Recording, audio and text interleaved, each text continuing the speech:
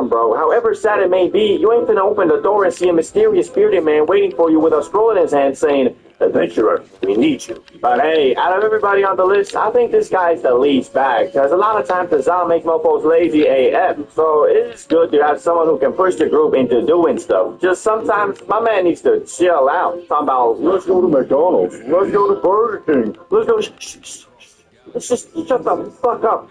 Okay. Although sometimes dude actually does have something in mind, which turns out to be pretty fun. So there ain't nothing bad with wanting to do something cool, just you don't have to parade the fact you're bored all the time. Because just by saying that, everybody is gonna feel like that even more. But that's it for today. And wanted to let y'all know that the new limited edition red CBD Bro grinder is now taking pre-order. So if you still haven't gotten the normal one, right now will be a great chance to secure your 1 out of 100 red CBD Bro grinder for 10% off. Anyway, see ya in the next one. Spectrum abre cada día una puerta a posibilidades sin límites. Con Spectrum tus juegos te transportan a otro universo. Y con las velocidades de internet más confiables, haz streaming estés donde estés. Cámbiate a Spectrum Internet ya.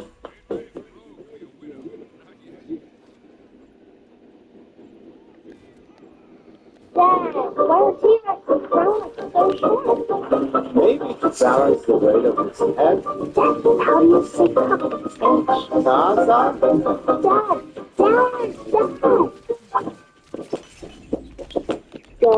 what do people feel?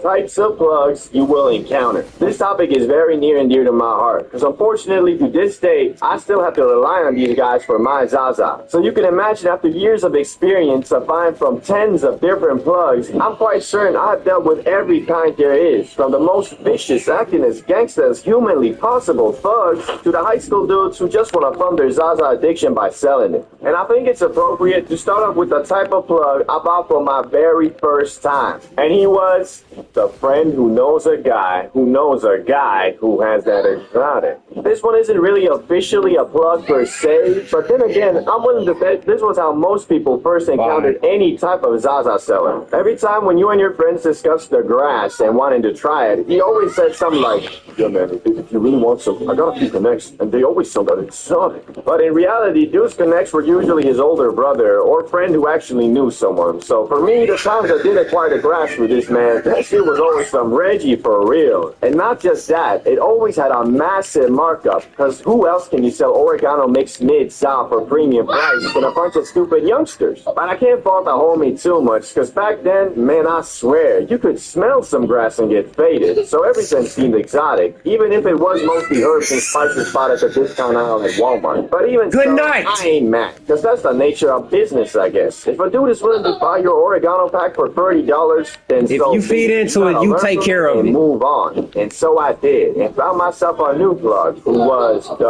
yeah bro, that's the name. It's just like super compact, you know, like a diamond. The dude who always shorts you. A plug like this never has any longevity, because I mean, after being shorted 1 or 2 times max, however much you crave the za, usually your self-respect won't allow you to go back to man's like, so, got the 8? Yeah, of course, dog. I'm gonna hook you up nicely this time. This some good shit. Nice. Show me the bag real quick, though. Gotcha, big dog. Here it is. Where is it? Oh, wait. Hold up, my bad. You need this to see it. Okay. Do you see it now? It's like super compact. You know, like a diamond. Yeah, like a diamond, right? Yeah, okay. But I'm gonna have to skip this one. I don't really even want any Za right now. Alright, bro. You're lost. Get the fuck out of my car. You don't want no smoke, don't want no jazz. These the plugs who exclusively sell to stupid kids, because anybody with any understanding of how 1 gram of Za should look like would just tell him to F off and remove him on Snapchat. But this guy also abuses his status of the plug to provoke fear into dudes who don't yet know any better and think these guys are all freaking mafia level gangsters who, if you disagree with them, finna pull a Scarface and take out an M249 and start going bananas. But don't feel too bad if you've fallen for this scam before, because I have too. In fact, I had a friend who was supposed to get 1 gram, but the plug gave him 0.1, and my man still bought it. Mostly because he didn't even know how much a gram is supposed to look like, so he just trusted him. And unfortunately, 0.1 grams of grass won't really get you faded, unless, you know, You got a Glebe, which the Glebe is the world's only discrete portable gravity BONG. And if you know anything about grabs, you know they kick like a motherfucking unicorn. So even if you only have the leftover residue from the bottom of your grinder, you can still get blasted. But if you're feeling a bit insane and pack a full hit, better be ready to discover and explore a whole new dimension of high. Because this thing doesn't let a single molecule of THC get away from being absorbed into your brain. So if you're looking for the ultimate on-the-go Zaza machine, check out the Glebe in the pinned comment below and use code CBDBRO for 15% off. Anyway, next type on the list is the complete opposite, and one of my favorites, and he is the always faded plug. This guy could also be called the plug who only sells to fund his copious amount of Zaza consuming on a daily basis. And why he's one of my favorites is for multiple reasons. Firstly, because he is the king of getting high off his own supply, he always has a comment on the stuff you're getting. Secondly, because mans is faded 24/7, he don't really want any confrontation, so he'll probably never short you. In fact, sometimes out of the warmth of his heart, he'll throw some extra in there, depending if he likes you as a customer or not. And lastly, because he has evolved to a point where being high is his normal state, which don't ever get that far. It's not good for your health, and it can and will ruin your life no matter how much you hear Zaza isn't addictive. It can be if you take it too far. But anyway, because of the fact he cannot live without the magic grain plant in his system, in my experience, he has always had a 100% success rate to the text, "Hey yo, got any?" That meaning, mans is more reliable than a Volvo. Mans is more dependable than James Bond. Mans is more loyal than a golden retriever. God dang! The only problem for you, the customer, is he's usually pretty on and off on the plug-in business. Because if you can get that addicted to Za, it's usually a personality trait. So knowing that, this guy either smokes every day 24/7 or he is completely grass-free. And when he is grass-free, he disappears like the Avatar. So yeah. But now on to the next plug on the list, and he is the plug who should have probably started an actual business instead. This plug is quite rare, and I've only ever met one of these mofos. But oh boy, what a roller coaster ride it was. I remember it like it was yesterday. I was looking for some grass, so I hit up my usual plug, only for him to inform me he is, quote, out of the game. But will give me the Snapchat of a guy who is, quote, new to the game. And so he did. And after writing mans asking for some grass, he told me to meet up near a construction store. And since this was a while ago, I ain't have my license yet, so I rented me an e-scooter and rolled up. And the person who granted me was none other than Mr. Invisible. Yeah, no, that was like his actual Snapchat username. Anyway, it was the short guy who kind of looked like a goblin, but he seemed quite serious and was the first plug ever to write me afterwards asking, how was the stuff? And after replying, he also gave me a freaking affiliate program. Not for real. He told me every friend I link him up with, he will give me $20 if they ever buy from him. I ended up not doing that because it kind of seemed ridiculous. Like, bro, you sell grass, not fucking VPN subscriptions. But over the next 6 months, I would see this man build a Snapchat grass cartel. Deuce was posting stories every day of his illegal activities like he had the cops under his payroll or something. And funniest part was, over the 6 months that I acquired the grass from him, I saw how his $10 camo pants and $15 Shane jacket turned into Gucci pants and an Armani jacket. Like, goddamn! Bro was really trying to be the local Scarface, and dudes even had mofos working for him. Like, sometimes I'd write him and he'd literally reply, "Come here, I'll get an employee to bring it to you." Employee? Bro was acting like he Mr. Krabs, sending SpongeBob to secure the secret formula. But unfortunately, his plugging career ended in about 6 months, where he sent us off with a heartwarming goodbye on his Snapchat story reading, "Greetings, my beloved customers. I am informing you all that I will unfortunately no longer be your plug, as I am moving on. It was great while it lasted, and I wish you all the best. As for the Zaza, I mentioned 3 people in this story who will fill my shoes in this field. Stay cool. Peace out." And the craziest part is, I'm not making any of this up. This dude was a legit comedy movie character, and his personality reflected it. He was like the generic slop trapper guy who tried his hardest to act as gangsta as humanly possible. And ever since, man, had to have at least 2 curse words. So yeah, although he is the most memorable I've ever had, he definitely wasn't my favorite. That spot has to go to the Friends Neighborhood Plug. The best plug a man can ask for. This will be the dude that lives close to your neighborhood neighborhood, so you don't have to travel around the whole of Skyrim just to get some za. But if that wasn't enough, this the plug that also, as the name suggests, is friendly and doesn't act all gangsta nor short you for no reason, nor is high 24/7. He's just a chill, reliable guy. And sometimes he'll even come to you, because you live in the same neighborhood and he enjoys riding his bike while flipping packs and making rent. no. And unfortunately, however much this dude is just a normal human being, in the field of plugs, well, he's like a diamond. Use your words. Very rare. So if you got yourself a plug like this, be thankful for your blessings, because your next one is probably going to be the usual local wannabe Pablo Escobar. But hey,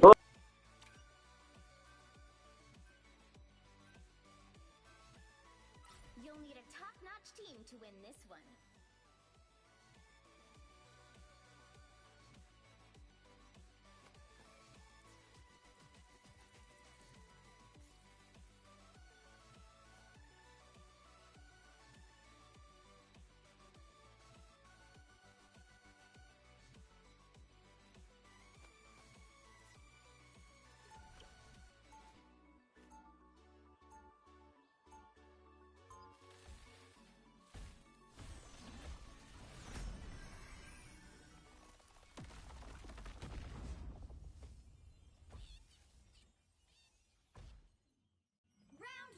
What I do may seem dangerous, but I've never felt safer than when I'm a spider.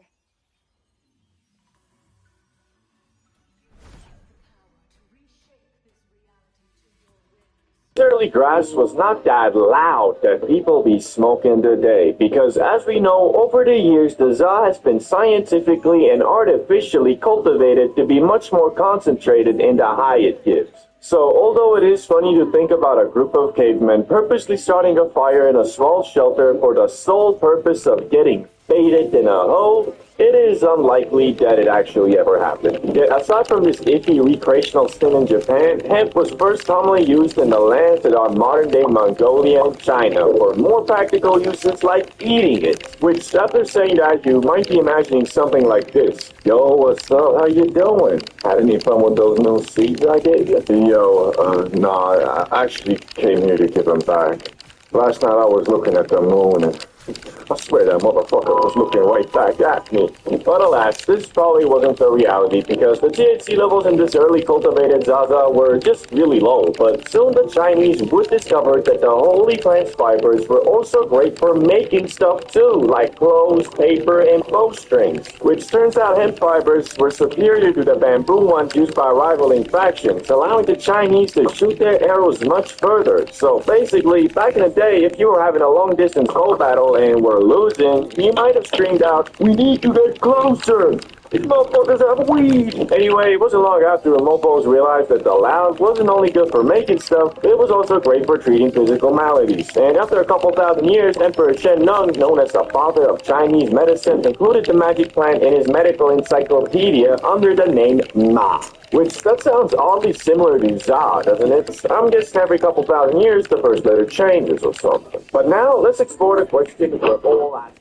When exactly did mofos start ripping that shit to get faded? Well, one of the earliest counts is about 2,500 years ago, when researchers discovered 10 mini barbecues in a cemetery near modern-day Tajikistan that had residue of burnt cannabis with a much higher concentration of THC than normal, probably meaning it was selectively bred to get you, well, lit. Although this was one of the first counts of people purposely inhaling the broccoli to get high, it was most likely used as part of a ritual to invoke an altered state of mind, so you could communicate with spirits. Which shit, dog, I want to know what these dudes were smoking, because I ain't never heard of no grass to get you to the spirit realm. This might have low-key been the last good Snoop Dogg smoke, because once you get so high you start communicating with your dead grand, that's when you really might be like, okay, I think it's about time I stop smoking this shit. Since cannabis, for one reason or another, proved to be quite the useful plant, people started trading it around the world as soon as it was domesticated. Which the only people who didn't really fuck with the Zaza were Europeans, who preferred getting hammered instead. Which is low-key reflected in modern times too, especially in the northern countries, where once you turn 18, you can drink as much poison as you want, but if you want to blaze, well, you might be looking at a little bit of jail time, my boy. But now, let's quickly go over the uses of cannabis cannabis throughout different cultures, so we can move on to the modern age, starting with Hindus. They made something called bhang, an edible cannabis paste that had medicinal properties, but also got you high.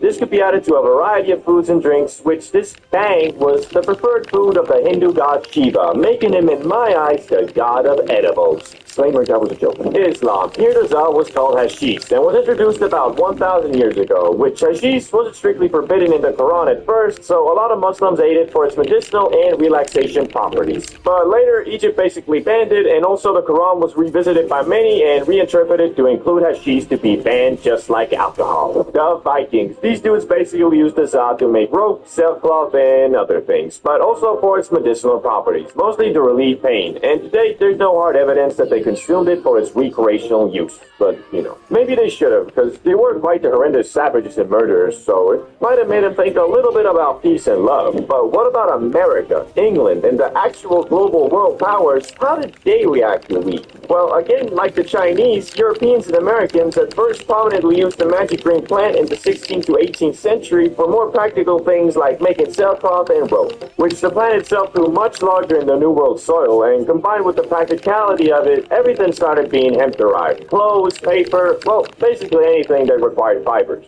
But the question still remains, when did mofos start smoking that shit to get blasted on the regular? Because although at some point you, your neighbor, your grandma, your boss, and even George Washington were out here growing weed, wasn't nobody out here rolling them up. Well, until the arrival of Mexicans. A loud version of hemp first arrived in Brazil in the early 1500s by way of enslaved Africans traveling with the Portuguese. And the native South Americans, who were already consuming some other psychoactive substances, quickly started blazing the Zaza too, and its use was spread across South America and into Mexico, from which in the 1910s is when the loud first spread into the U.S., via Mexican immigrants escaping the effects of the Mexican Revolution. And almost immediately, the good was viewed as a threat, and by 1931, 29 states had banned its use. Although it wasn't really the Zaza that the U.S. didn't fall with. It was unfortunately mostly just racism against Mexican Americans and black citizens of the South, which both these groups were enjoyers of the Za to some regard. So it became a scapegoat for racial bias in the U.S., and they blamed it for everything from petty crimes all the way to murder. And in 1937, the U.S. completely banned all non-medical use of weed, which all of this kind of explains why the mostly peaceful plant has been thrown in the same Schedule 1 category with full-on life-destroying substances like heroin and cocaine. But thankfully, a couple decades later came the hippie movement of the 1960s to 1970s. This is what likely sparked the comeback for weed, because unlike before, when the Zaza was mostly smoked by Mexican immigrants and black citizens who the U.S. was massively racist against, the hippie movement had middle-class white American youths start blazing too, which it was all about love, peace, spirituality, non-violence, and of course, every hippie's favorite,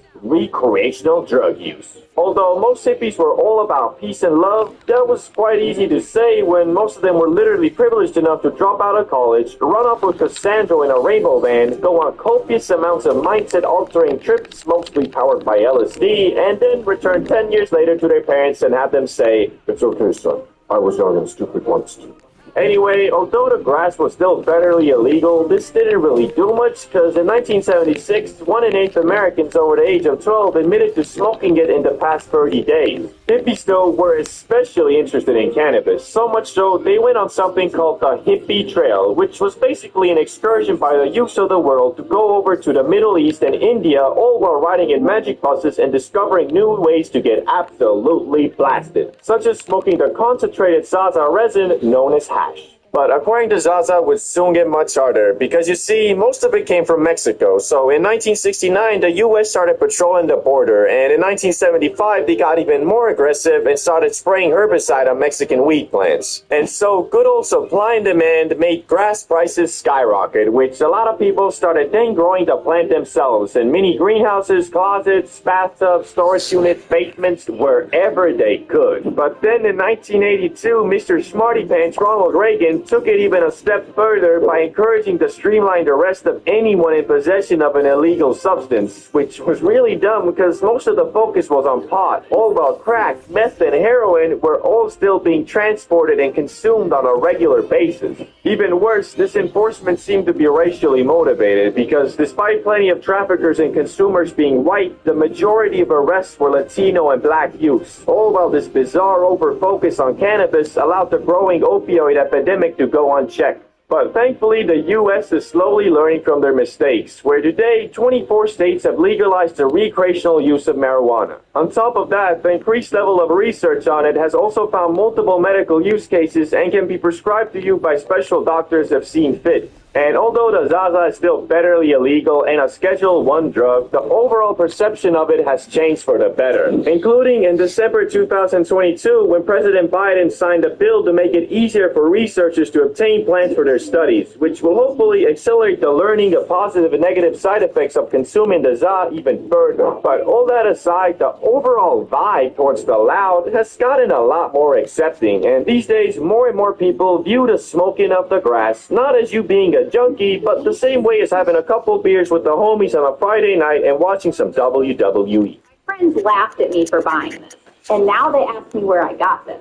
So I almost made the dumbest mistake of my life. I got these legal sleep gummies with, and honestly, I was ready to return them. I did not expect them to be this crazy, but before I was going to ship them back, I figured I'd at least try one. Since I already wasted hundreds on the sleep meds and melatonin that left me feeling like a zombie. And guys, listen, this didn't just shut off my racing mind. It knocked me out in 15 minutes and made me sleep through the entire night without waking up once. That's when I realized I wasn't just keeping them. I needed to get more as soon as possible. I called up their support team immediately. Hey, can I still get in on that 30% off deal? They explained to me that this deal would normally be gone, but they've made a bit of a mistake and the deal is back. Apparently, they completely sold out some time ago, but then panicked, doubled their production, and made way too many gummies. Now their warehouse is overflowing and they need to get rid of them fast. So they're running this insane deal. Grab a bunch with code YouTube before they come to their senses and end the deal for good. Burnt out corporate warriors and people who thought good sleep was a myth are obsessed with these gummies for a good reason. First, they are a powerful blend of tea, CBN, and calming botanicals. Then first, turns off your brain and puts you to sleep in about 15 minutes. Then CBN steps in, keeping you asleep and making sure you don't randomly wake up at 3 a.m. While botanicals like L-theanine, ashwagandha, and reishi chill out your tense muscles and anxious thoughts. They make sure you get that precious REM sleep. These have helped over 850,000 people remember what it's like to wake up and not immediately want to crawl back into bed. They are actually refreshed and ready to crush it, not groggy, exhausted, or with brain fog from sleep meds and melatonin. Oh, and they are legal, third-party tested, made and grown in the USA. A couple beers with the homies on a Friday night and watching some WWE. The first high, a core memory, and whether you enjoyed it or not doesn't really matter, because for 95% of people, their first time literally shapes their entire opinion on the grass. Almost everybody who isn't age 50 or over and says, weed is the work of the devil, it should be more illegal than even meth. Well, actually it is. The Za is Schedule 1 and meth is Schedule 2, so... Yeah, that's right. That's why I love America. Greatest damn country in the world. USA! USA! USA! Anyway, what I was saying was that most people who tweet their first time are put off by it for a while and shape into Za haters. And people who have fun their first time, believe it or not, don't all become mindless junkies who eat Little Caesars and watch SpongeBob all day. Rather, when asked their opinion on weed, they'll probably just say, my stomach turned into an endless void with an unquenchable hunger for anything edible, which was followed by a sleepiness so uncontrollable I passed out halfway into my 20th. It was pretty fun. So obviously me, CBD Bro, who runs an entire YouTube channel dedicated to the green plant, must have had the latter experience, right? Well, not really. As you see, when I was but a wee lad, uncontaminated by the forbidden fruits of the world like alcohol, nicotine, and yes, weed, always believed that alcohol makes you homeless, nicotine makes you a little bitch, and weed makes you lazy. thinking that, I didn't want to waste not just my first high, but my very first time feeling anything besides normal on eating Doritos and watching Family Guy. Which, after turning 17, I decided it was about time I lost my substance virginity, and planned to do so on Christmas dinner, where I was gonna let El Marijuana put its big, fat, big, juicy, delicately rolled J in my mouth, but only after I had eaten, as I believed if my tummy was full, I wouldn't get the munchies, and could instead contemplate the meaning of life my time high. And thankfully, I had an older brother who was more than willing to give me a puff or two from his Christmas dinner J for $4, the fucking cheapskate. So we went upstairs and started puffing, which Rizix was instantly bamboozled from the magic grass. Nice, it's not a dud. Now it's my turn. I grabbed the J and puffed until I could puff no more. And the result was, I didn't feel a damn thing. Still had to pay the $4 though. Fucking bullshit. Anyway, as we went through the day, I got increasingly more jealous of my brother, who by his words was fried AF. I was beginning to think maybe I'm immune to getting high, which after telling my brother this theory, he concluded that I'm stupid and just didn't inhale the za in my lungs. And so generously told me to follow him upstairs, where he gave me a couple more puffs for an extra $4, the damn venture capitalist. As I was smoking away, keeping in mind to inhale it all the way down to my lungs, I still wasn't feeling anything, and my hopes of getting fried AF were beginning to look more like a distant dream. When I finished puffing, I sat down at the computer to look at some of those watch while high videos, and my brother asked me, "So, do you feel anything now?" "No, I don't. What's this weird? I'm not sure." "I don't know. It seems to me you're fried like some Kentucky chicken, boy." I was indeed fried, and incredibly so. Although I didn't smoke a ton, my body had never experienced anything besides a sugar rush and maybe a caffeine kick. So as I was watching this watch while you're high video, I was laughing at everything and was tripping the thaw out. But not in a bad way, it was freaking amazing. Being high was what I always imagined it to be until... I'm sober again. Yeah, you heard right. My first high lasted like 30 seconds, and in an instant, I was back to normal, which I don't know why. Even to this day, when I tell people about this, nobody can relate because no one has experienced this phenomenon. But since I'm a scientist, I've developed a super-duper concrete theory backed by quantum mechanics and the late, great Stephen Hawking on my experience. And overall, the reason why a lot of people who smoke their first time don't feel anything. I theorize that all humans have a natural block against foreign substances, a wall per se, and when an individual inhales za, the particles act kind of like micromissiles targeting your cannabinoid receptors. For the people whose defensive wall is strong enough, it will stop all perpetrators attempting to infiltrate your brain. But this wall isn't regeneratable, so if the micromissiles fail to get you fried at first, the next time they'll have an easier time against your already damaged wall of defense.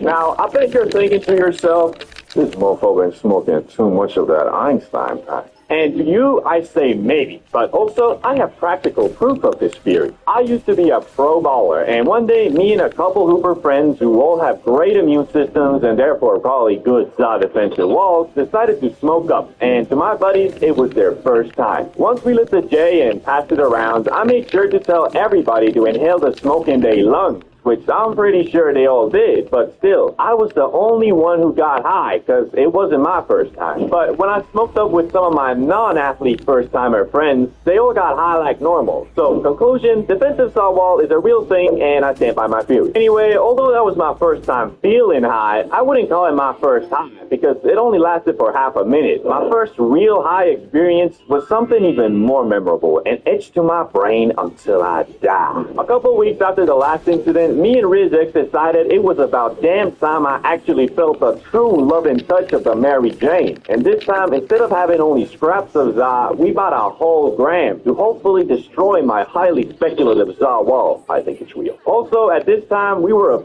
obsessed with freestyle rapping. So we decided the plan of action was to smoke up, eat candy, and rap battle the copyright-free beats while recording it so we could listen to our unreleased tracks in the morning. Since our parents were away for the night, we got the whole apartment to ourselves and planned on rolling 2 J's, both containing 0.5 G's. But we had this old-ass plastic grinder, which as we were grinding, the teeth broke. So we had to use the good old scissors in a cup method, which this would have never happened if we had instead one of the metal CBD bro grinders. Since we were petrified at the thought of getting caught blazing, instead of being sensible and smoking the J's near a window and just blowing the smoke out, we put our jackets on and walked 500 feet away from the apartment to light up, just to be sure that there wouldn't even be a microfiber of evidence that we were smoking the devil's lettuce. As we were consuming the J, all I could hope for was that this time I wouldn't just get a limited free trial, but the actual full version. But alas, when we finished puffing the J, I again felt nothing, or at least that's what I thought, because as we arrived back home, I finally realized that, so you feeling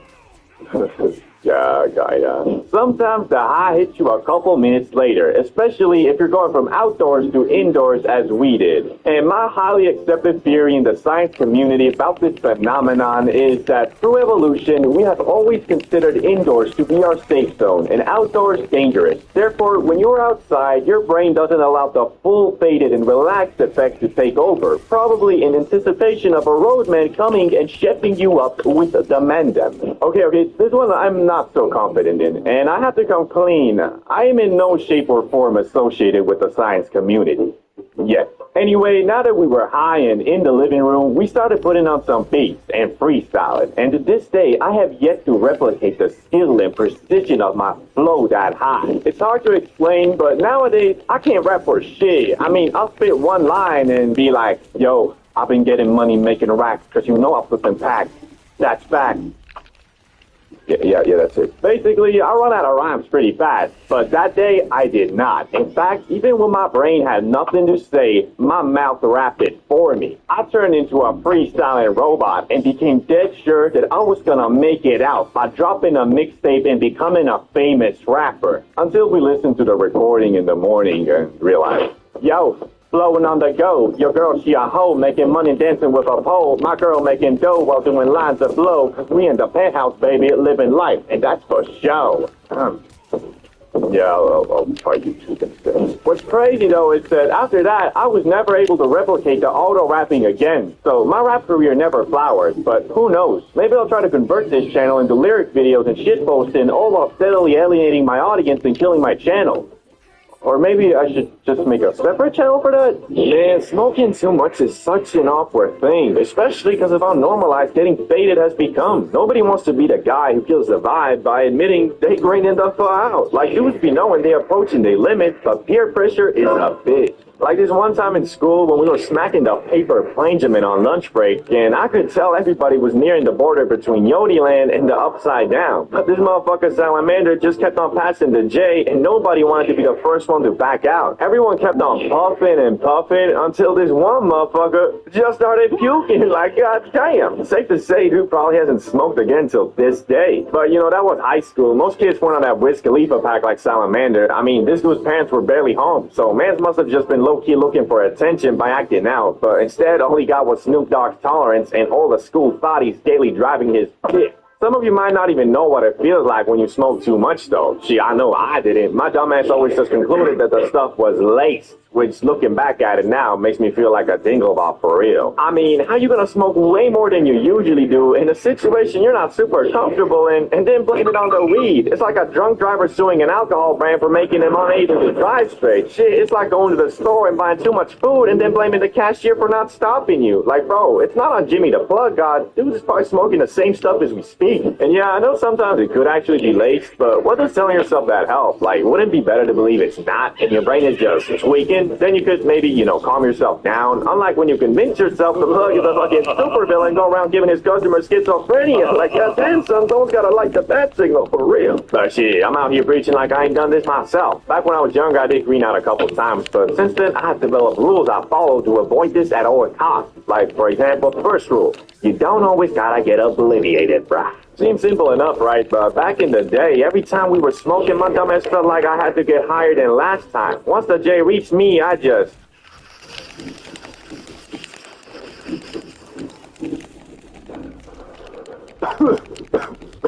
Thanks, bro. You guys got another one? Bro. No, there's just some basic etiquette too. Like, everybody won't get faded equally, but one thing with smokers is they're usually always chill and peaceful. So when you start hogging a split, rarely is somebody gonna forcefully take that shit from you. Just next time when you pull up, they'll bag your ass, pistol whip you, throw you in the trunk, and bury you alive next to Mr. B. That video would probably have to be on Rumble though. But point is, you don't always gotta be the highest in the room. Second rule, accept your...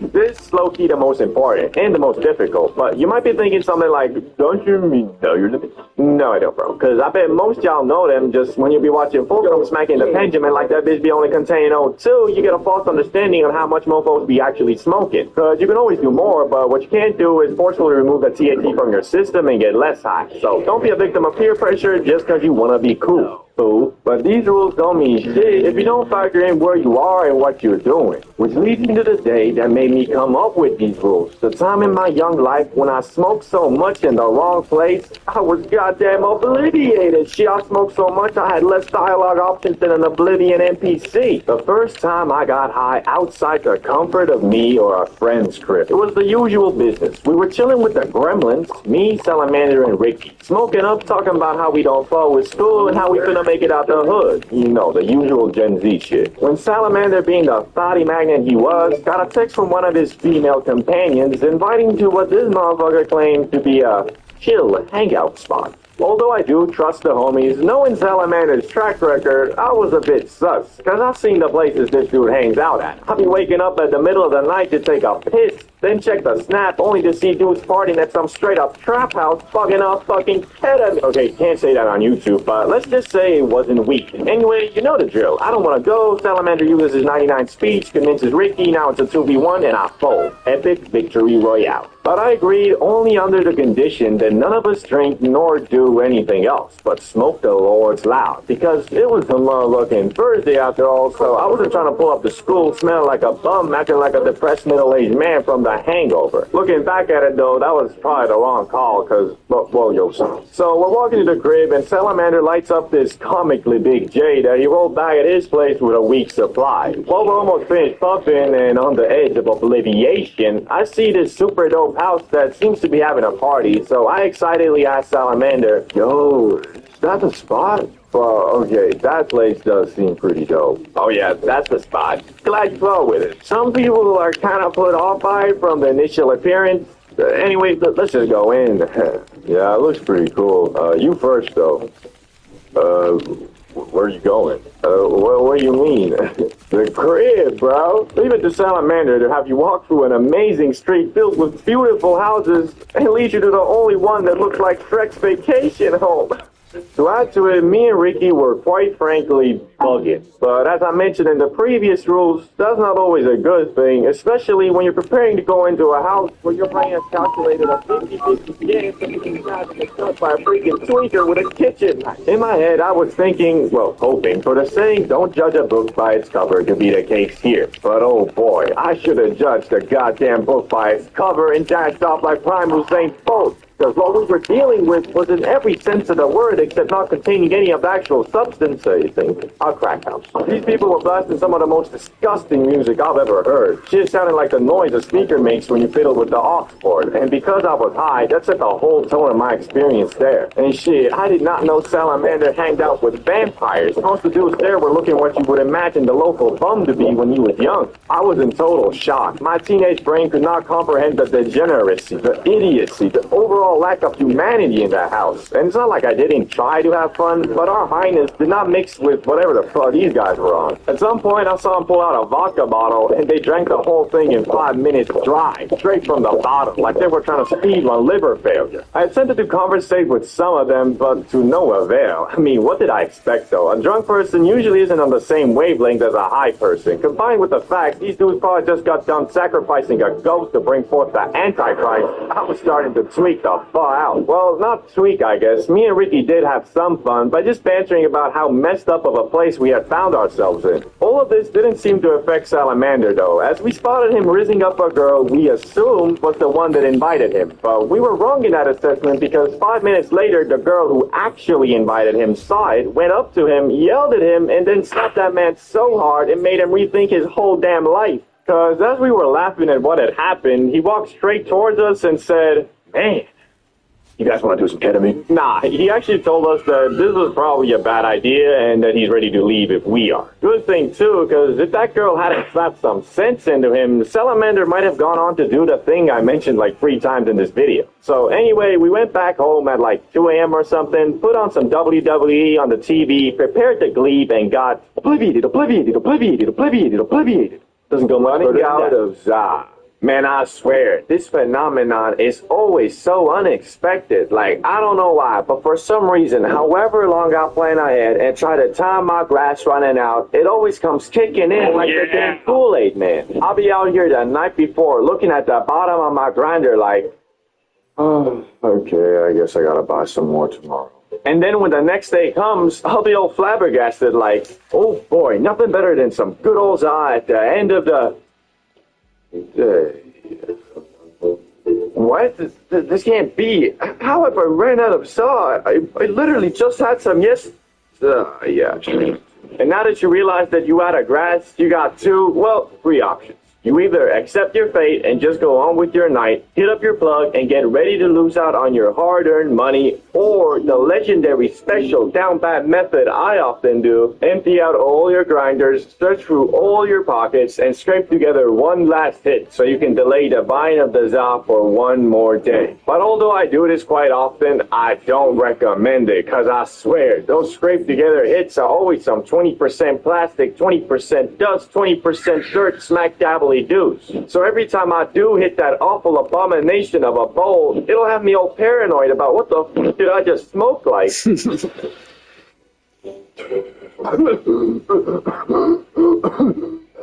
Man, why that smell like burning plastic? Why am I not even high? Why am I so lightheaded? Mom, I think I'm dying. The only thing that's really worse than a scrape together hit is when you're having a smoke sesh with the homies at night and one of them dudes knocks over the bong. Like, if only there was one that glows in the dark or something so you could easily spot it with the lights out. Something like the new CBD Bro Glow in the Dark BONG. Yes, you heard right. After months of hassle and development, the CBD Bro BONG is finally here. And even if you somehow manage to knock that thing over, this glass is thick as fuck at 7 millimeters, where most glass bongs are only 5. Plus, it's the perfect height too at 12 inches, so it has you covered on both sides and durability. Anyway, if you act fast, you can get it for 10% off. So go ahead and secure your 1 out of 100 CBD Bro BONG today. Link in the description and pinned comment. Anyway, on to the video. So basically what I'm saying is, scraping together hits from basically nothing isn't really the healthiest move you can make. But shit, hitting up the plug at the end of the day is a struggle in its own right. Because I don't know why these damn plugs are always unavailable when you need them the most. Like, Mr. Invisible could be spamming me all day with Snapchats like,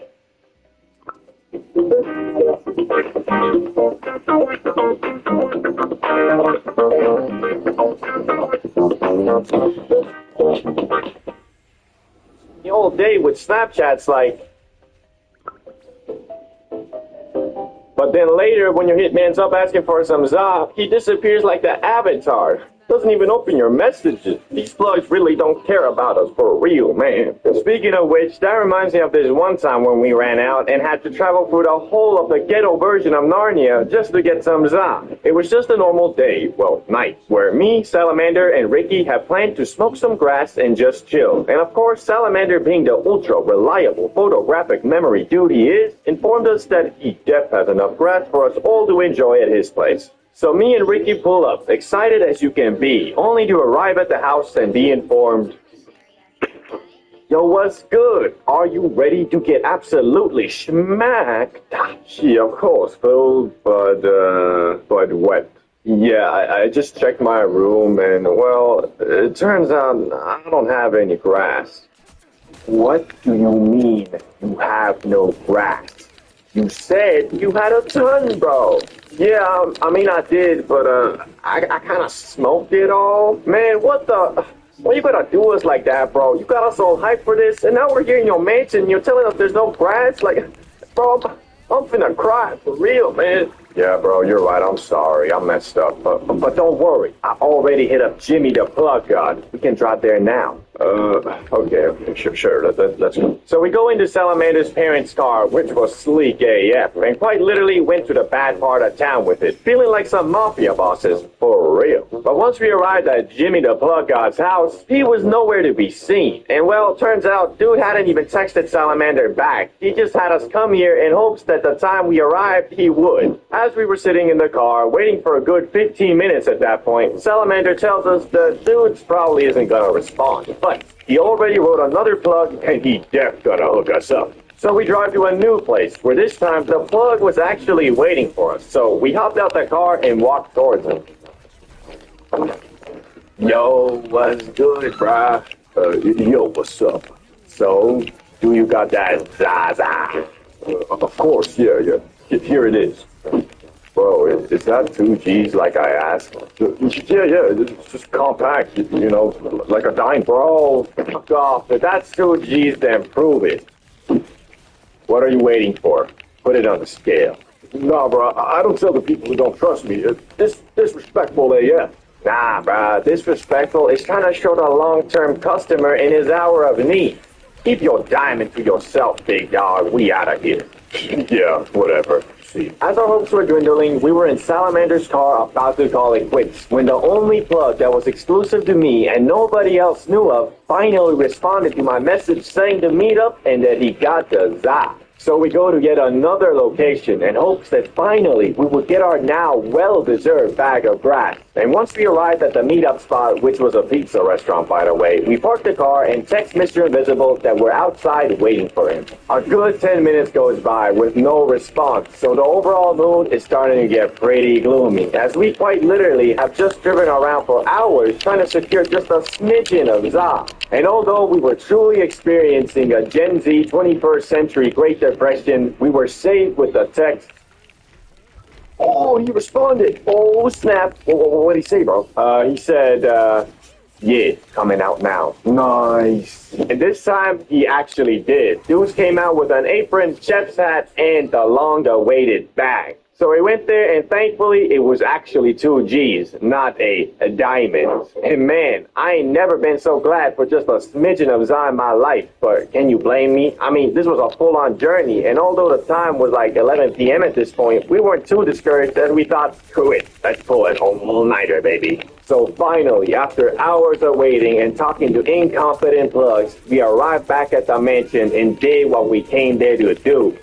A shit ton of grass, eat an unholy amount of munch, and wake up the next day feeling more hazy than a foggy morning. Which the highlight of the night was definitely when Salamander said he was gonna bake some magic cookies. But since we were already at AF, dudes left them in the oven for like 3 hours. And then finally, when we had that, oh shit, the cookies moment, we went there and found them completely burnt. But, you know, we still ate them, and, well, they kind of worked, I think. I don't know. We were so blasted, we probably could have eaten some damn Oreos and thought ourselves more because of it. So, all in all, running out of za is, for some reason, always so unexpected. But I've learned to enjoy the journey as much as the destination. And although, at the time, driving around searching for gifts was annoying, looking back at it, it was actually pretty fun. And the night was definitely more memorable because of it. But wait and bake. One who does not understand the true implications of this act may find himself overwhelmed by its powers. Yet this holy practice has a special place in every stoner's heart, for it can only be truly enjoyed if one forfeits his entire life energy and hopes to receive the blessing of the Za God. For if one does not concede to the Za, die will be consumed by it.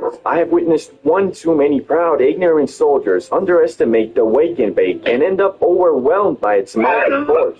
But if you're confused by my holy transcript, I'll put it in terms you might understand better. It's not a wake and bake, if you don't fucking wake up. Dudes be out here talking about, ooh, I love waking and baking. It makes my whole day so much less stressful. Yeah, of course it does, you dingle bob. And all you do after is watch TikTok, order Uber Eats, fill your belly to the brim, and take a 3-hour nap. But some of us still disrespect the holy practice by literally doing nothing with the extravagant mega high of the wake and bake. And yes, no matter what science says, I'm here to tell you getting high as soon as you wake up is a lot stronger and different than getting high, let's say, in the evening. And my theory is that right after waking up, your body and brain are not functioning at full capacity yet and are weak against foreign substance attacks like THC. So when you inhale that beautiful Mary Jane right after waking up, your body's defense systems are down, leading to more of the THC slipping through to your brain, therefore getting suited as fuck. And since this eye ain't nothing but an amplifier of your senses, feelings, and thoughts, since waking up is hard to begin with, because I don't know about you, but I personally gotta recite every damn inspirational Rocky Balboa quote to muster up the strength to get up in the morning. If you're high, that shit is like 10 times harder. And that's proven by most of these mofos who claim they like waking and baking. Dudes get high and just stare at the wall and watch the day go by. Like, there really are levels to this shit. And since your boy waked and baked every single day for a whole summer, I have gone through all of them and am qualified to tell you it starts at level 1,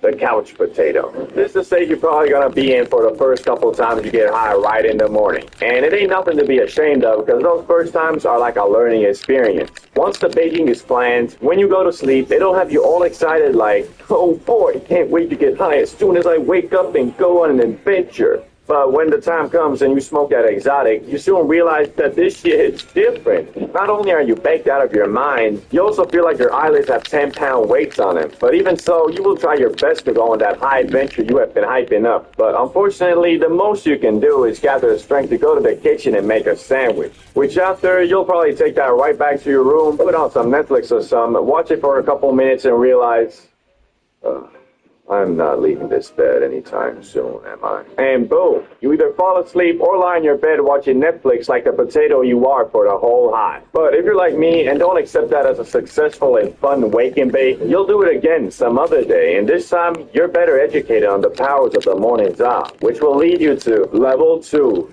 I will persevere. This time, you know what to expect and have mentally prepared for the tiredness and overall lack of motivation to do stuff by the wake and bake. So just like before, you decide to try the holy practice, but this time decide to brush your teeth and maybe take a shower before the bake. Just because you know one of the hardest parts about getting up in the morning is the fact you can't just stand up and start your day. You gotta do your morning routine first. Anyway, now that you've completed the wake and bake and were smart enough to do a bit of your morning routine first, the 10-pound weights that were attached to your eyelids previously have now lightened up to about 4-pound weights. And although every fiber of your being is still telling you to go lie down, you fight through and attempt to start your day with something lightly productive, like going to the store or cleaning your room. And if you do end up going to the store like I did, well, I'm sorry to tell you, but it's a trap. Because you will most likely find yourself admiring every food item your eyeballs gaze upon. And we all know when the munchies hit, well, you either rise to the occasion or you have a bad trip. Hey, I'm sorry, I don't make the rules, I just follow them. So you go back home, do your best impression of Nicocado Avocado, and find yourself watching YouTube or Netflix on your wretched bed again. Good try, but not quite the wake and bake epic adventure you were hoping for. But this time, you swear on your mama. Well, better not do that, but anyway, you swear that next time you will have an awesome wake and bake, which will lead you to level... The tornado destroyed the harvester, so I contacted travelers. Do you think you can get it sooner than that? They can't wait a month. Hi.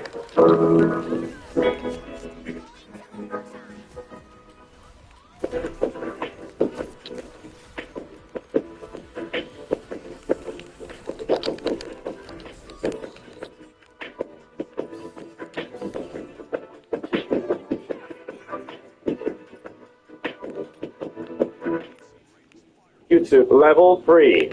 It's not about how hard you hit, it's about how hard you can get hit and keep moving forward. You've had enough of this BS. You're done folding to the power of the za and being that 1990s generic movie stoner who smokes grass, plays video games, and eats Doritos all day. So now, you do what you did previously, but instead of going to your local Wonderland 7-Eleven, you instead go to the gym or just do something productive that doesn't involve binge watching the new One Piece Netflix series. But this level is in reality quite subjective. It all depends on what your idea of a successful wake and bake is. For me, I'm happy with my wake and bake if after the high dissipates and reality starts to shape back in, I don't feel all hazy and sad from the fact that I did a wake and bake. This also means sometimes it's okay to hit that Mary Jane immediately after waking and just playing video games the entire time. If you plan a day like that ahead and enter the morning with no desire to do anything but lay on your couch and eat 50% off birthday cakes you got from the discount aisle at Walmart, then that's fine. One of my funnest and favorite high memories came from a wake and bake with Riz X, where immediately after waking, we spontaneously decided to get faded. And after that, we were a bit bored, so we decided to look at how much money we had in our bank balance. And well, things weren't looking too good, but we were able to scrape together $200 and went on Facebook Marketplace to search for fun items for the high mind. And oh boy, we sure did strike gold, because we found this guy selling an Xbox Series S with 2 controllers close to our area. So we pulled up, acquired the box, found a free trial for Xbox Game Pass, and played a bunch of split-screen games and ate McNuggets all goddamn day. Which in my book has got to be a successful wake and bake, but it would have been an awful one if we hadn't planned ahead and occupied the day's schedule with only 2 things in mind: smoke grass and have fun. But one thing I will say about the holy practice known as the wake and bake is that it's best enjoyed as a special occasion. And that's because them shits absolutely demolish your tolerance. And I speak from experience.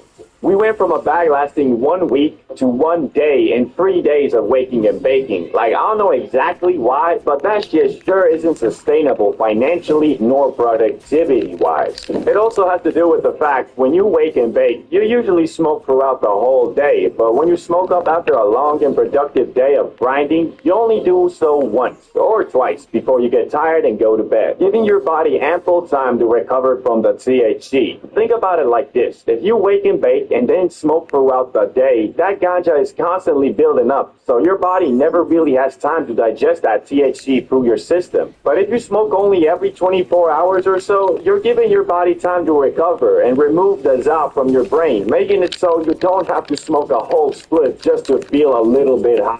But shit, I'm not a scientist, so all this stuff might be BS. But I don't know, it kind of makes sense, doesn't it? The first day back at school, a day I used to hate. I mean, can you blame me? Because as a student, summer is the only significant amount of time you are granted to enjoy your young life. And the rest, well, back to the academic 9 to 5. But to make the clown show that is the first day back at school a bit more fun and exciting, me, Salamander, and Ricky conjured up a devious plot to add a little bit of spice into the mix. It all started on the night before the first day. We were all at Salamander's place just chilling, playing Xbox, eating Doritos, and smacking the Benjamin, of course, when the conversation sailed to the topic of going back to school. It was the usual, no, we want to go back to school. Yeah, bro, same. Until Salamander, the troubled child he was, or is, I don't know, said, "Hey guys, you know what we should do tomorrow before the opening ceremony?" No. We should totally spark a J. Nah, man, you know I don't like getting faded in school. That shit is so stressful. Nah, hear me out.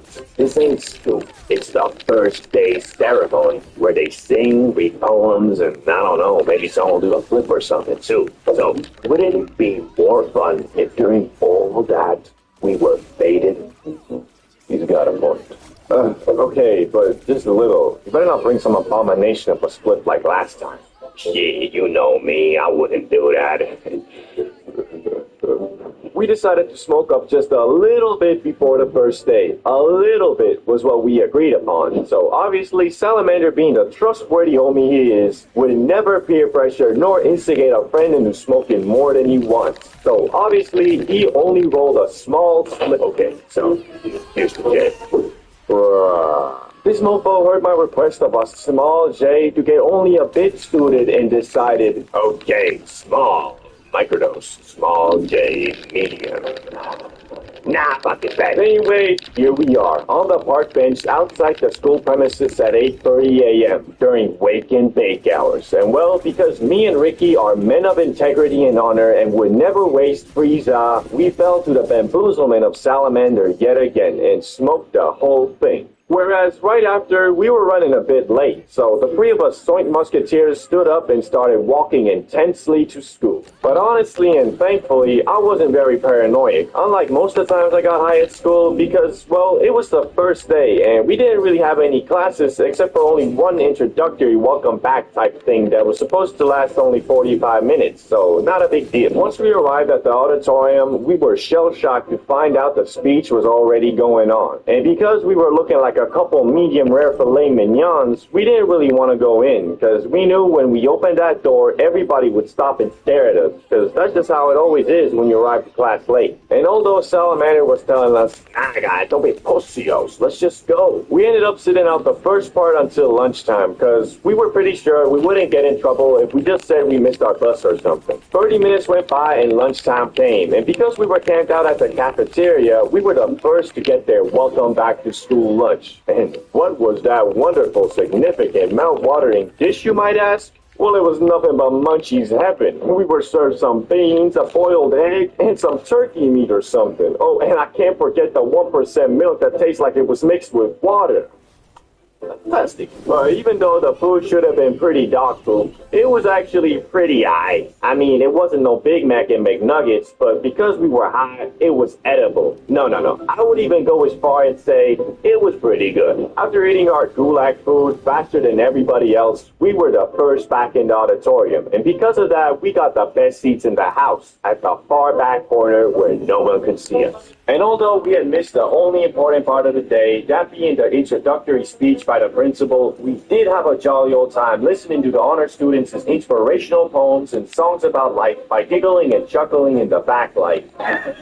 Nah. There you go. Chemistry. Ain't no harm in wandering. There's a bounty of fresh produce delivered daily for the team. I'm smelling them because they're so...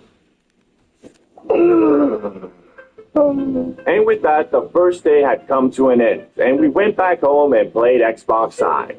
Smoking alone. It's a lot different than smoking with a group because, well, you're alone. So it's exclusively your job to explore those high thoughts and piece together fun activities to enjoy the high. And if all goes well, you'll have a blast. Scrolling shorts, playing games, watching movies, pondering the scale of the universe and how nothing actually matters. It's great, but it comes with a catch. You see, when you're with a group of friends, it's much easier to stay on subject and destroy the evil thoughts the grass might curse you with. So, in my experience, when I'm getting high alone, I usually smoke a bit less just because being super mega high is 99% of the time best enjoyed with a group and not by yourself. Unfortunately, when I was a youngster, I hadn't discovered this. In fact, I accidentally got the highest I'd ever been up until that point. And the demons I faced that night made me who I am today. The story begins with a high schooler CBD bro who had planned a great adventure with the main homie Salamander and Ricky. Well, not a great adventure per se. We were going to go to Salamander's place on Friday night and get absolutely obliterated off that Zaza. And for that, I had secured a whole gram of that exotic the Friday before. And although very tough, I fought the urge to blaze for a whole week just so we could demolish it all together in one night.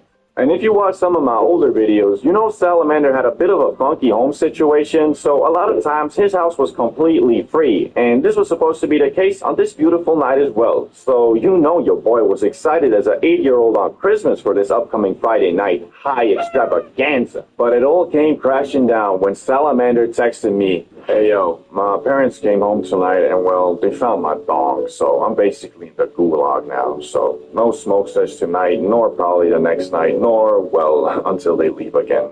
See you once I serve my time. LOL. A true tragedy. Our plans have been foiled by none other than Salamander's stinky old bong. But I think you guys can see where this story is going. I had a whole gram of that fine exotic grass, and I've been holding myself back for a whole week in anticipation for the now canceled high extravaganza. So here I was, standing in my shitty little dorm, filled with sorrow. I decided, Screw it.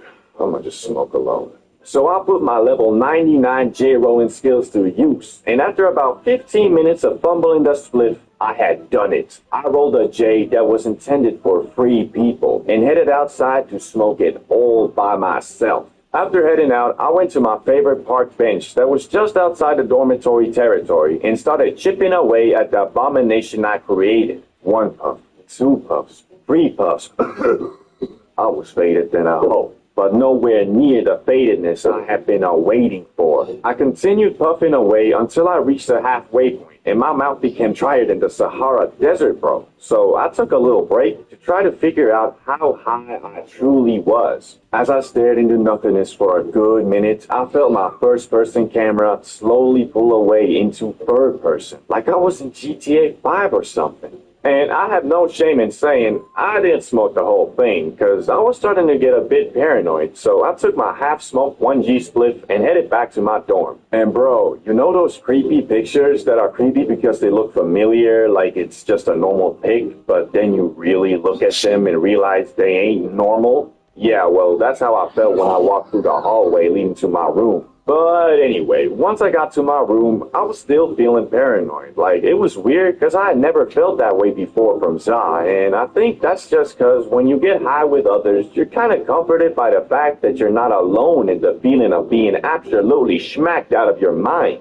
Thankfully, I did find some comfort in my favorite platform, YouTube. So I started watching some good vibey videos and slowly snapped out of my paranoid state, but was instantly greeted with a new problem, an uncontrollable sensation that if not satisfied will drive you right back to where you started. I'm talking, of course, about the money. So I gathered my strength and started walking to the closest store. And once I arrived, well, I ain't even gonna lie, my wallet was at the mercy of the Za, bro. So basically, every food item I saw, my brain went, bro, see those Twinkies? That shit looks bussin'. Yeah, I know, but it's $4 and I already got like $25 worth of stuff in my car. Nah, bruh. Screw all that. You buy this fucking bag of Twinkies or I'm giving you a panic attack right here, right now, bro. Yeah, I'll buy the Twinkies. Yeah, of course you will. Well, while you're at it, take that cheese sauce for the nachos, too. Okay, I will. After my brain finished ganking the shit out of my wallet, I went back to my room and started demolishing everything I thought. And after that whole munch sesh, I was feeling a lot less high too. But also, my stomach was a bit upset, so I took a massive dump, laid down on my bed, and started scrolling shorts. And I scrolled and scrolled until I passed out without even brushing my teeth and still in my clothes. So you can imagine the next day, I had a bit of a cush hangover, feeling like Shrek haziness and overall being slower mentally. But hey, no regrets, because my brain wasn't lying about those Twinkies. God damn. Edibles, part of the holy trinity when it comes to getting as faded as humanly possible. And the reason they are so potent is that in the act of cooking the za, the THC transforms into something beyond its normal powers and becomes Super Saiyan za, or 11-hydroxy-THC. But let's stick to Super Saiyan, because that other name isn't really cool. Anyway, if you're an OG subscriber, you know my first time doing edibles was quite a crazy experience, but I wouldn't call it anything else than, yeah, I was really freaking high. But this time, the abominations we made were no mere first-timer dose. We threw everything we had in there. The day started like any other, except I had just gotten back from Barcelona the previous night and was a bit tired. But you see, there was this really cool movie in the cinema called Oppenheimer. Anyway, me and Rizix had planned to watch Oppenheimer in the cinema sometime before August, but being us, we obviously wanted to be baked during this time. And well, the movie was 3 hours long, so just a quick hit wasn't gonna cut it. So we decided on something we hadn't done in years. That obviously being edibles. The only problem was, we don't know how to manage time. And well, once we started actually making the things, the movie had already begun. But although I do love Cillian Murphy, let's be honest, the main part of this journey was the edibles, not Oppenheimer. So we were like, screw it, we only gonna miss like the first 30 minutes. Which if we had actually read some reviews on the movie, we would have known it's not something you go to 30 minutes late while bugging up the Zaza and the world's strongest edible. Yeah, we also, just for safe measures, smoked a bit before too. But anyway, once we made our abominations and the whole house was smelling like Snoop Dogg's beard, we sat down to eat these deep fried to get you deeply fried cookies. Ready? Ready. Wow, you're so dry, man. Yeah, so they were awful in the taste department, but in the how messed up they gonna get you apartment, well, you'll find out soon enough. As I said earlier, just for safety, in case they were duds, we also smoked up a bit before, and we're feeling like medium-sized, pulled-on-the-kitchen counter pizza rolls, even before the cookies. As we arrived in the cinema, we were, well, a little bit scared, but also excited to find out what these monstrous things were going to do to us. Because, well, we hadn't done edibles in ages, and knew our tolerance towards them was zero. After buying popcorn and a medium drink, we walked in the cinema, took our seats, and sat down to watch the movie, which had been going on for 40 minutes at that point, but we thought we could still enjoy it, and we did until...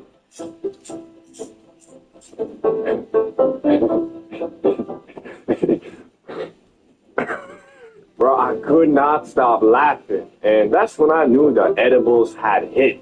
Now, up until this point, I consider myself a man of pure willpower and mental fortitude, and that there's no way some green plant was gonna get me bugging. And for the first 30 minutes after feeling them hit, it was true, until I got the ultimate disability the Zog can curse you with.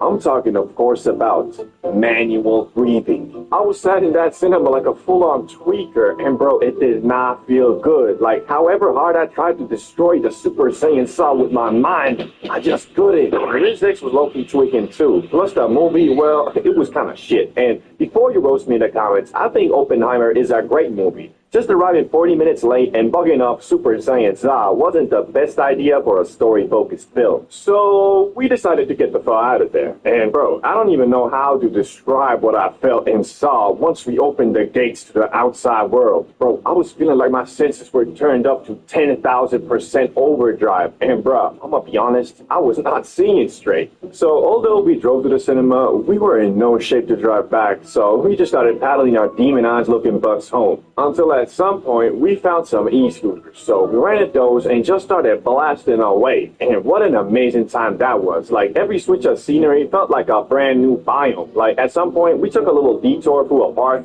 and bro, we felt like we was in a damn jungle. Like, even the slight rumble and turbulence we got from the road made it feel like we were true explorers on not e-scooters, but one of those safari exploring buggies riding through unexplored wildlands. But anyway, once we got back home, I decided to look in the mirror to see if I looked as high as I felt. And well, I looked more high. Like, I didn't even know your eyes can get that red, but there they were, looking like the eyes of the damn devil himself. As I looked in the mirror and saw nothing but an empty vessel wandering the wrong plane of existence staring back, I got a bit frightened, because man, I swear, my reflection was not moving in sync with me yet again. But this time, it was even worse, because I was like 4 times higher than I was when I first did edibles. So what happened next, you might be wondering? I was bugging out, looking like an uncooked steak, and I couldn't focus on anything longer than 1 second. Well, I went to sleep, because one good thing I will say about the trip, the comfortability I felt in my bed was unlike anything I've ever felt before. My blanket was just the perfect temperature, my mattress the perfect fit, and my pillow the perfect place to lay your head. And because of that, and I'm not exaggerating on this, the very second I closed my eyes, I was asleep. Well, not like deep sleep, but nap sleep. Anyway, after closing my eyes, in about 3 minutes, I was completely knocked out. And well, I slept so much like a baby, I actually believe the Za manipulated my very core and reverted my cells and body shape to that of when I was 3 months old, to enable me to get the full experience of sleeping like a baby. Only problem was though, as I woke up like literally 10 hours later, I was still high AF. Not like can't see straight high, but like just hit the BONG high. To be honest, I was just amazed, because I knew if we had smoked that amount of Za we put in the cookies, we might have been really lit, but nothing like we were from the cookies. And after that day, I have now learned my lesson that actual strong edibles are more comparable to mushrooms than normal bud. Mushrooms. They are famous for their mindset-changing properties, but to me, they have always just been a funny fungus that makes you see stuff. Until the day me and my brother decided to do something this bearded guy called the heroic dose. And well, I can now confidently say that Mario is one crazy-ass motherfucker.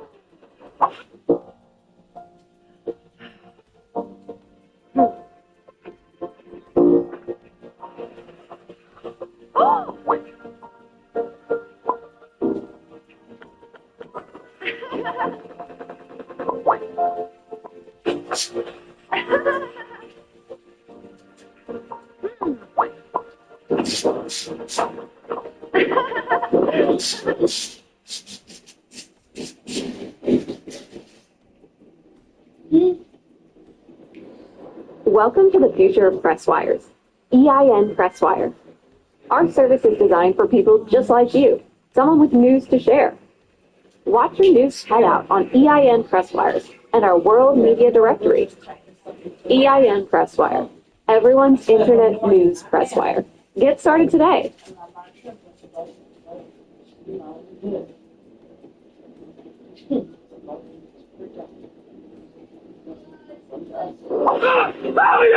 The journey began in Amsterdam, like always, where we were going to hopefully enjoy our time in DEF CON 1, a festival so big these dudes made their own currency and segregated the population like the freaking pyramid system. Anyway, because this rager was 4 days long and we thought it would be cool to do something besides grass and drank for the whole time, we paddled our butts to a smart shop where, well, you guessed it, they sold mushrooms. But this time it was different. You see, a year ago, me and my brother did them for the first time, and because of that, we're extra cautious about the size of the portion, which led to us taking too little to truly call it a trip. We did end up mixing that shit with grass though, and it freaking blew our minds. That story is on the top right corner right now. But anyway, this time we were looking for the true experience, the type of shit that will have you questioning your very fabric of existence, cause well, we just built different like that. So as we were Googling the right amount 200-pound behemoth should take to get the full experience, we stumbled upon this video of this YouTube scientist talking about what he called the heroic dose.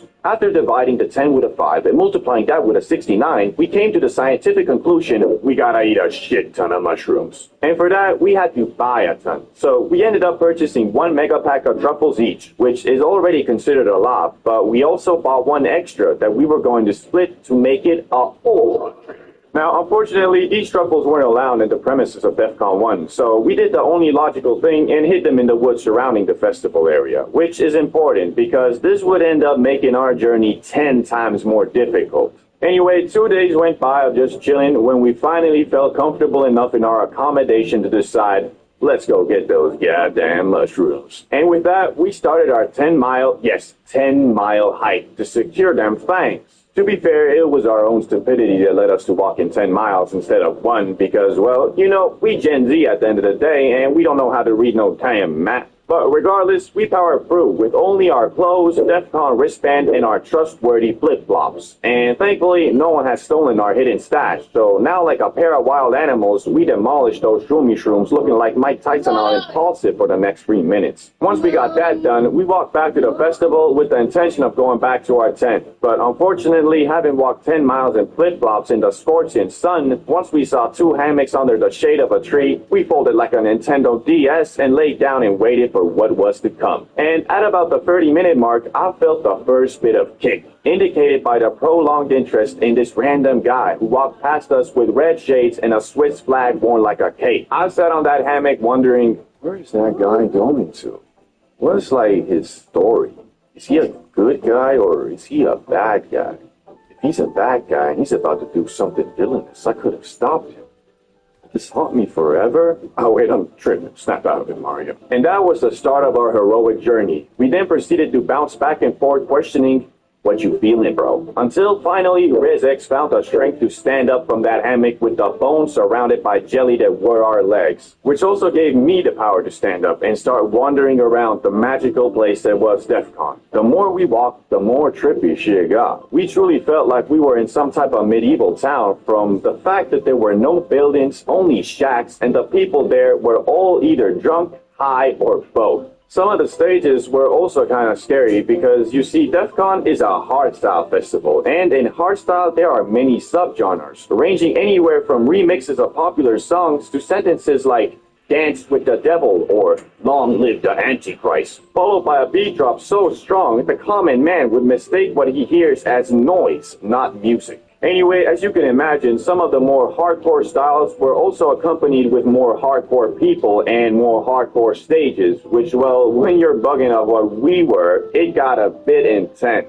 And it was truly a test of our characters, because anybody can be a tough guy when they're drunk, but when you're at your most vulnerable and every thought is significant and uncontrollable, it's pretty hard keeping your cool. But in that moment, I was very thankful for my brother, because although we are both Chads in our own right, that day the power of a single Chad was not enough, and we had to really pull our power together to actually enjoy the trip and not bug out. Once we hit the 1.5 hour mark though, we randomly stumbled upon our friend who was there with us at DEF CON, and it was a very nice mid-quest point. We shared our experiences, explained that we are currently on another plane of existence, had some laughs, oh, and we also showed him our disgusting feet that we acquired from walking 10 miles in flip-flops, which he one-upped us by showing his messed up right eye, which he got from getting dust on it or something. After that, we proceeded to the final boss, our tent, which might not seem all that scary, but at this point, we had ascended to a place we had never even thought to exist. A place of pure mystery, questioning yourself and everything you know.